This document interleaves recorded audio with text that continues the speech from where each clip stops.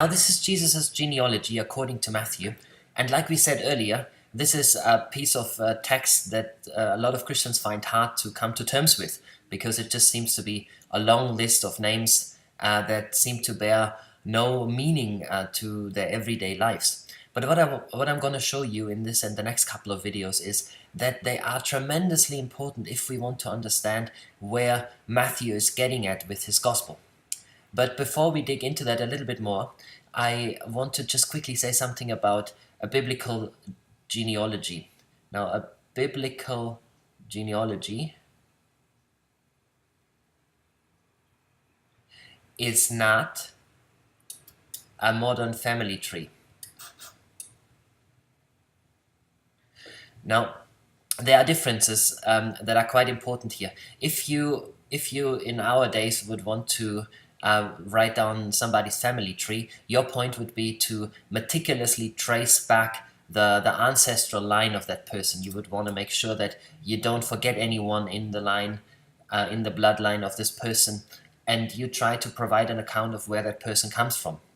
Now, Matthew could have done that if he wanted, and possibly if he had all the information, but he wasn't doing that. How do we know that? Well, if you look at, for example, this is the first block. Matthew has broken his genealogy into 3 blocks. This is the first one here, this is the second, and this is the third one. Now this first block goes from Abraham all the way to King David.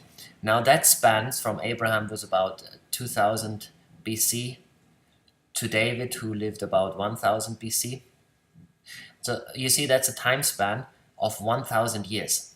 Then the next block is from David all the way to Jeconiah and his brothers at the time of the deportation in Babylon. So that block is from 1000 BC all the way to 600. The deportation was about 600 BC. So you see the second block of generations, and all 3 of them, by the way, have 14 names in them. So the first 14 people cover 1000 years, and the next 14 people only cover 400 years, and then the last group of 14 people cover 400 years, as Jesus is born around the year 0, give and take a few. So you see that Matthew cannot have intended to meticulously trace down every single person. If you compare, for example, the second block here with the genealogy you find in First Chronicles, you will see, for example, that Joram here is not actually the father of Uzziah as Matthew puts him down there, but actually there are 3 more generations that are missing here. 3 generations that are missing here.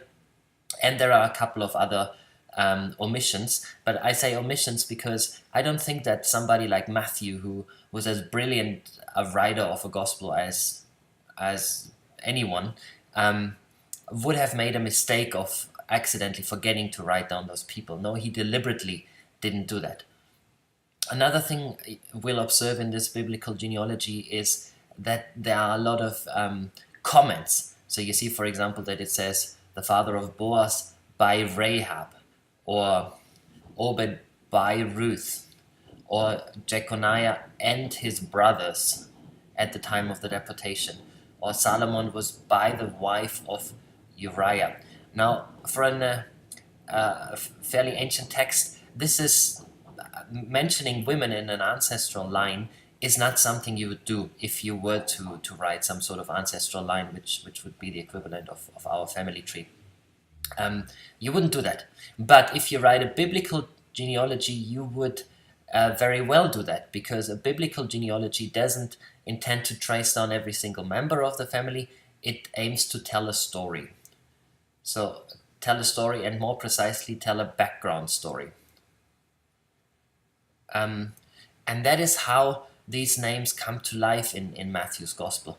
He is, in other words, just name dropping here, and by doing that, trying to remind us of the stories in the Old Testament with which these people that he mentions are associated with. And we're going to look at a few of them in the next video to see what that means, to remind ourselves of the stories, and see what that means for the birth of Jesus.